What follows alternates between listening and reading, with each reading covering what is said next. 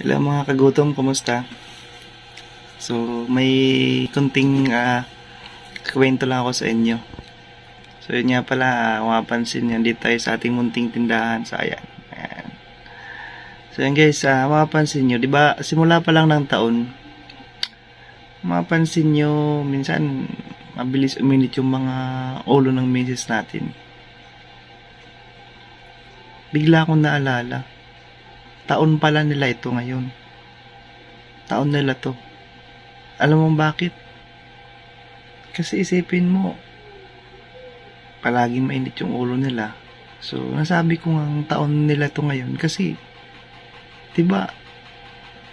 Ngayong taon is Year of the Dragon. So, alam mo na, taon nga nila to. So, alam mo na. Year of the Dragon, tandaan mo. Yun yun.